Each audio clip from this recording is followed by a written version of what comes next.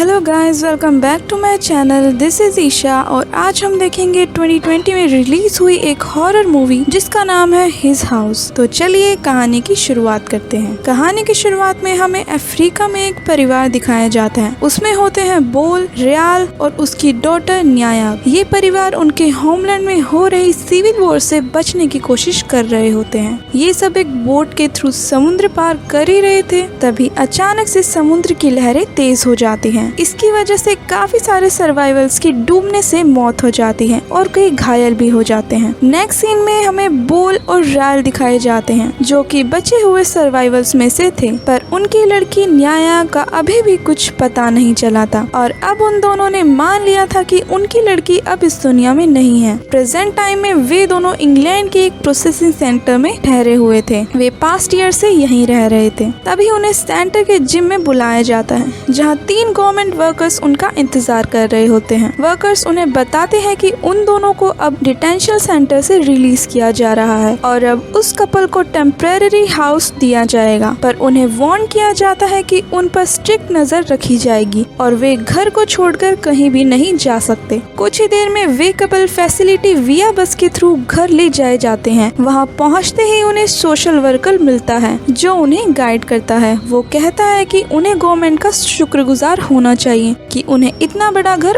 Offer हुआ है। घर की हालत काफी बुरी होती है जिससे वे कपल डिसअपॉइंट हो जाते हैं, पर उन्होंने फैसला किया था कि वे अपनी तरफ से पूरी कोशिश करेंगे उस ट्रॉमा से बाहर निकलने के लिए। सोशल वर्कर के जाते ही रिया रूम में चली जाती है जहां वो अपनी डॉटर की डॉल को देखकर रोने लगती है क्योंकि अब न्याया उनके साथ नहीं थी। रियाल डॉल पर से बीडीड लेस निकालती है और उसे एज अ नेकलेस पहन लेती है। उसी रात बोल अकेले लिविंग रूम में होता है जहां उसे कुछ बच्चों के फुटबॉल खेलने की आवाज आ रही थी। तभी अचानक से उसे वॉल के होल से किसी लड़की की आवाज आती है। बोल जैसे ही होल के पास जाने लगता है तभी विंडो से एक फुटबॉल आकर उसे लग जाती है। बोल घबरा कर अपने कानों को बंद कर लेता है, बट अब भी उसे वो लाउड वॉइसेस सुनाई दे रही थी। इससे पता चलता है कि वो PTSD नाम की बीमारी से जूझ रहा था। थोड़े वक्त बाद सब कुछ शांत हो जाता है, पर बोल को फिर से विस्पर्स की आवाजें आने लगती हैं। बोल अपने कान वॉल पर लगाकर सुनने की कोशिश करता है, तभी वॉल के अंदर से लाउड वॉइस आती है जिससे वो डर कर पीछे हट जाता है, पर अब भी उसे विस्पर सुनाई दे रही होती है। बोल वॉल के अंदर झांक कर देखने लगता है, बट तभी उसे अपने पीछे किसी का एहसास होता है, पर पीछे देखने पर उसे कोई दिखाई नहीं देता। नेक्स्ट डे बोल घर के कूड़ा फेंकने जा रहा होता है। देखने पर उसे पता चलता है कि उसका सारा बैकयार्ड कूड़े कचरे से भरा हुआ था। वहीं उसके नेबर्स अपनी विंडो से काफी क्रीपी वे में बोल को देख रहे होते हैं। बोल फिर भी काफी पोलाइटली उन्हें हेलो करता है। बोल नई शुरुआत के लिए पहले हेयर कट करवाता है और अपनी न्यू लाइफ को हैप्पीली स्पेंड करने का डिसाइड करता है। बोल चर्च से गुजर ही रहा होता है, तभी एक पर्सन उसे अंदर बुला लेता है और वो सबकी तरफ से बोल और रायल के लिए एक केयर पैकेज गिफ्ट करता है। फिर बोल एक बार में जाता है जहाँ कई सारे लोग आपस में बातें कर रहे होते हैं। बोल भी उन्हें ज्वाइन करता है और उनके बीच काफी सारी बातें भी होती हैं। घर पहुँचते ही बोल काफी एक्साइटमेंट के साथ आज के दिन के बारे में रियाल को बताता है, पर रियाल अपनी इस न्यू लाइफ से खुश दिखाई नहीं दे रही थी। अगले सीन में इसी रात को बोल की नींद खुलती है। उसे किसी की सीढ़ियों से उतरने की आवाज आ रही थी। वो नीचे इन्वेस्टिगेट करने आता है। बोल देखता है कि वॉल से वॉलपेपर अपने आप उतरने लगा था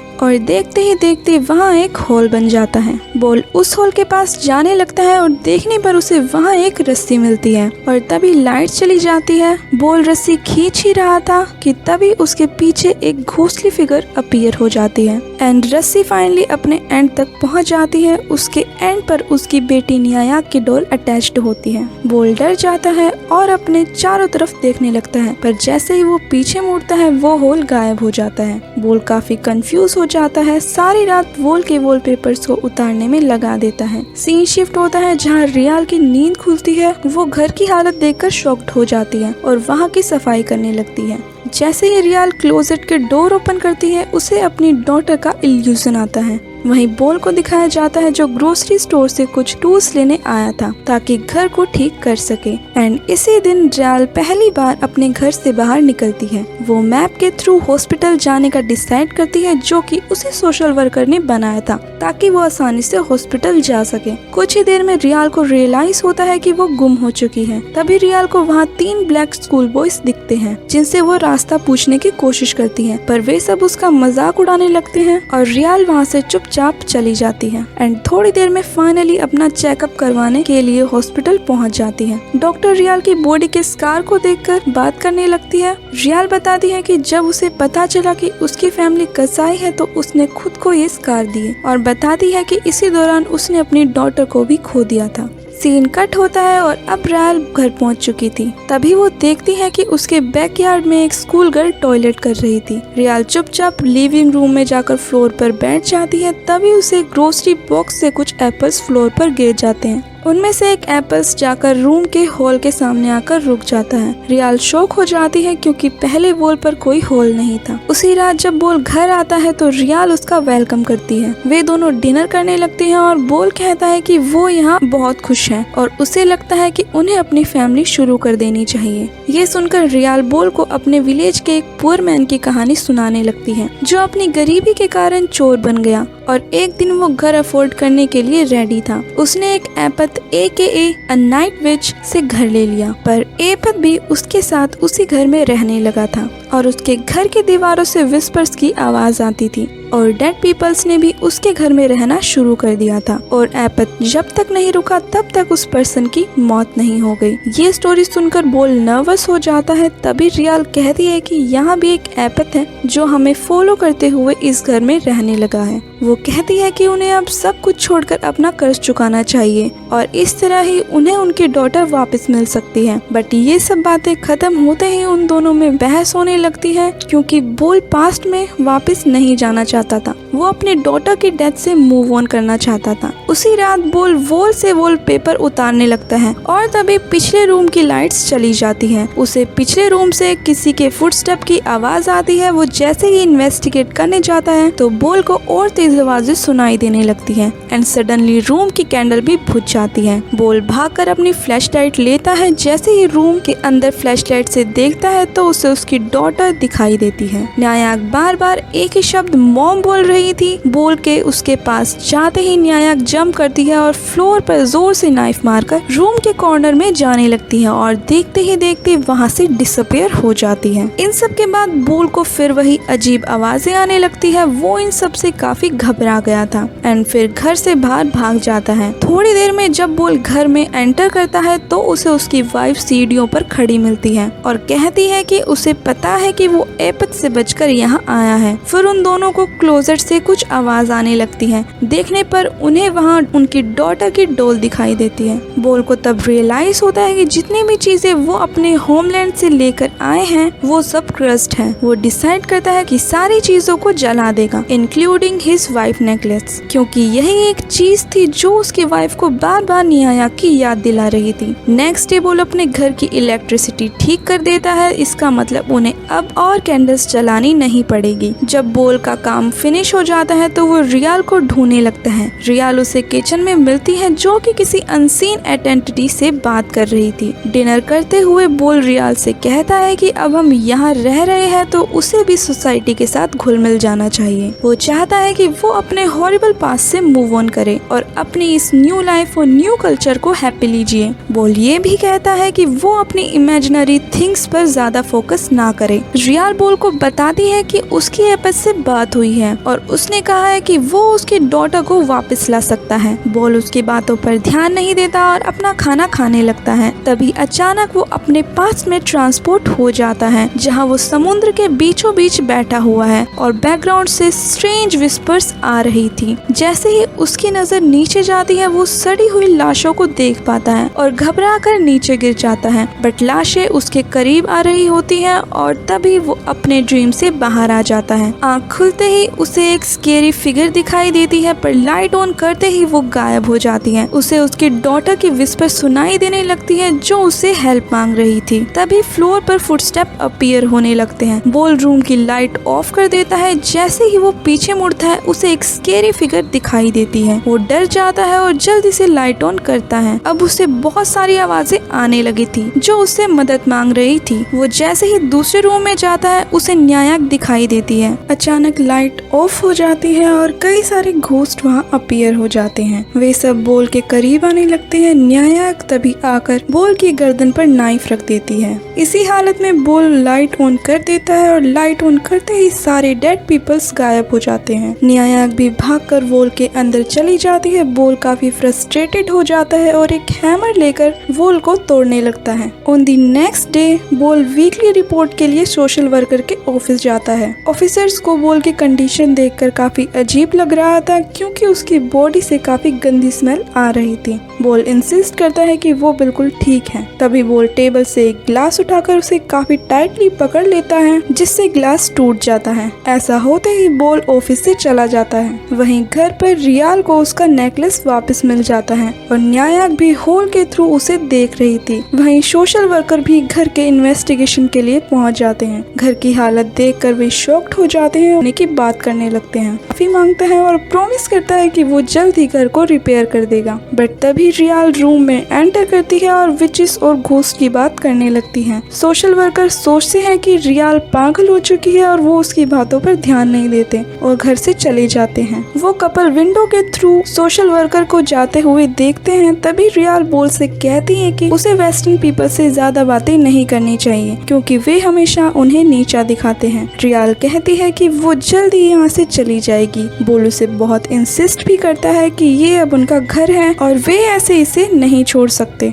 अगले सीन में बोल को दिखाया जाता है जो घर की सारी एग्जिट को सील कर रहा होता है एंड फाइनली वो रिचुअल स्टार्ट करता है ताकि एपत से फेस टू फेस बात कर सके। बोल काफी देर वेट करता है फिर उसकी आंख लग जाती है। थोड़ी देर में जैसे ही उसकी नींद खुलती है वो अपने आप को कहीं और पाता है। तभी उसे एक भयानक आवाज सुनाई देती है जो कि एपत था। वो बोल से कहता है कि वो एक थीफ है और अब उसे अपने कर्ज चुकाना पड़ेगा। एपत कहता है कि उसे अपने आप को हर्ट करना होगा और इसके रिटर्न में वो न्यायक को लौटा देगा। पर बोल एपत से कहता है कि इससे बेहतर होगा कि वो अभी उसे मार डाले। बट एपत इसका कोई आंसर नहीं देता। बोल को तब रियलाइज होता है कि ये उसका एक इल्यूशन है और यहाँ एपत उसे चोट नहीं पहुंचा सकता। ये सब पता चलते ही बोल उसका मजाक उड़ाने लगता है। बट अचानक से बोल समुद्र के बीचों बीच अपने आप को खड़ा पाता है। एपत उसे ये सब देखने के लिए फोर्स करता है। बोल को उसकी डॉटर की डेथ का इल्यूजन आता है। बैक इन रियलिटी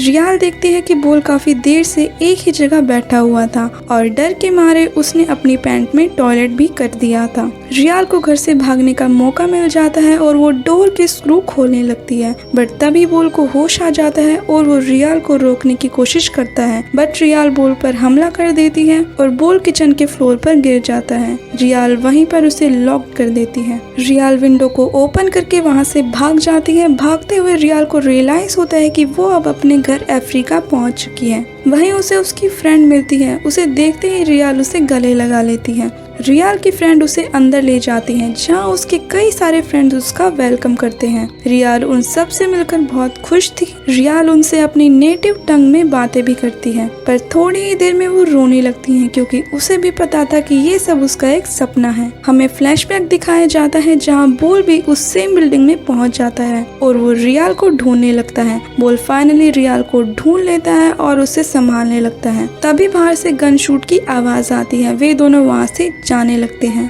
तभी हमें रियाल के सारे फ्रेंड्स क्लासरूम में मरे हुए दिखाए जाते हैं। वे दोनों वहाँ कुछ देर के लिए छिप जाते हैं और अंधेरा होते ही गन्स और धमाकों के बीच से वहाँ से निकल जाते हैं। ऐसे ही सुबह हो जाती है और दूर से उन्हें एक बस दिखाई देती है जो वहाँ से निकलने वाली थी। पास पहुँचने पर वे देखते हैं कि काफी सारे लोग उसमें बैठना चाहते थे, पर कंडक्टर बस में उन्हें ही आने दे रहा था जिनके साथ बच्चे थे। तभी हम दूर से 2 ट्रक्स को आते हुए देखते हैं जो लोगों पर गन से फायरिंग कर रहे थे। ये देखकर बोल भीड़ में से एक अकेली लड़की जो कि न्यायक होती है उसे उठा लेता है और कंडक्टर से कहता है कि ये उसकी लड़की है, जिस कारण उनको बस में एंट्री मिल जाती है। जब बस वहाँ से निकलने ही वाली थी तो खिड़की पर उस लड़की की असली माँ चिल्ला रही होती है, पर बोल उस लड़की को पकड़कर उसे शांत रहने के लिए कहता है। फिर स्टोरी यहाँ प्रेजेंट में आती है जहाँ रियाल क्लासरूम में थी। उसकी एक फ्रेंड कहती है कि उसकी कोई डॉटर नहीं है और सब उसे घूरने लगते हैं। तभी रियाल गिल्ट के कारण रोने लगती है क्योंकि उसे उसका पास्ट याद था। अब दिखाया जाता है कि तीनों एक ही बोट में समुद्र पार करने की कोशिश कर रहे होते हैं। वहीं ज्यादा लोगों के होने से बोट पलट जाती है। मौके पर ब्रिटिश रेस्क्यू टीम आ जाती है और जिंदा लोगों को वहां से ले जाती है। हालांकि न्यायक उन जिंदा लोगों में से नहीं थी, मतलब कि वो अब मर चुकी थी। स्टोरी प्रेजेंट में आती है जहाँ रियाल को एक भयानक आवाज सुनाई देती है जो कि एपिक था। वो रियाल से कहता है कि वो न्यायक को वापस ला सकता है। रियाल को एक नाइफ दिया जाता है ताकि वो बोल के फ्लश को एपिक को सर्व कर सके। एपिक रियाल से प्रॉमिस करता है कि इसके बदले वो न्यायक को उसे दे देगा। स्टोरी के नेक्स्ट सीन में हमें दिखाया जाता है कि रियाल घर के बाहर बेहोश हो गई थी। बोल वहाँ आकर उसे घर के अंदर ले जाता है। अभी भी रियाल की नजरें किचन नाइफ पर होती है। बोल वहीं डाइनिंग टेबल पर बैठ जाता है। तभी रियाल को न्यायक की वॉइस आने लगती है जो उसे पुकार रही होती है। रियाल किचन में चली जाती है और वहां जाकर अपने हाथों को धोने लगती है। तभी उसे एक आवाज आती है और जैसे ही वो पीछे मुड़कर देखती है, बोल ने अपना फ्लश एपिक के लिए सर्व कर दिया था। रियाल शॉक्ड हो जाती है और उसे इंसिस्ट भी करती है, बट बोल ने डिसाइड कर लिया था कि वो अब अपने पास्ट की हुई गलतियों का हर्जाना भरेगा। बोल रोते हुए कहता है कि उसने न्यायक को बचाने की बहुत कोशिश की थी। बोल रियाल से कहता है कि उसे अब जाना चाहिए क्योंकि थोड़ी ही देर में एपिक यहाँ आने वाला है। रियाल रूम से बाहर आ जाती है। सडनली किचन के फ्लोर में होल हो जाता है और एक क्रीचर उसमें से बाहर आता है जो कि एपिक था। वो बोल पर हमला कर देता है और उसके घायल हाथ के अंदर अपने हाथ को डालने लगता है। बोल दर्द के कारण चिल्लाना शुरू कर देता है। वहीं दूसरे रूम में रियाल सारी भयानक आवाजें सुन रही थी। तभी वहाँ न्यायक आकर रियाल का हाथ पकड़ लेती है, मतलब कि एपिक ने अपना प्रॉमिस पूरा किया था। वहीं बोल अपने आप को सेक्रीफाइस करने ही वाला होता है। तभी रियाल अपना फैसला बदल लेती है। रियाल न्यायक का हाथ छोड़ देती है और चुपके से एपिक का गला काट देती है। सीन शिफ्ट होता है जहाँ कुछ सोशल वर्कर रियाल के घर पर इन्वेस्टिगेशन करने आए हुए थे। बोल और रियाल बहुत नर्वस होते हैं। ऐसा लगता है कि इंसिडेंट को गुजरे काफी समय बीत चुका है और घर की हालत भी अब काफी अच्छी थी। वो उसके सारे डांस ठीक हो चुके थे। हालांकि सोशल वर्कर उनकी प्रोग्रेस देखकर बहुत खुश भी लग रहे थे। वर्कर्स में से एक पर्सन बोल से पूछता है कि क्या अभी भी उन्हें घोस्ट दिखते हैं। बोल जवाब देता है कि उसके पास्ट का घोस्ट उसका हमेशा पीछा करता है। हम बस उनका सामना कर सकते हैं और उनके साथ जीना सीख सकते हैं। सोशल वर्कर वहाँ से चला जाता है। फिर हमें दिखाया जाता है कि न्यायक का घोस्ट अब भी उसी घर में रह रहा था। उससे भी शॉकिंग बात, अब उनके भी घर में डेड पीपल्स रहने लगे थे। बोल और रियाल ने ये एक्सेप्ट कर लिया था कि अब उन्हें इन्हीं घोस्ट के साथ पूरी जिंदगी रहना पड़ेगा। कहानी यही एंड हो जाती है। और आपको ये कहानी कैसी लगी, write down in the comment section. चलिए मिलते हैं अगली वीडियो में। जब तक के लिए just wait and take care.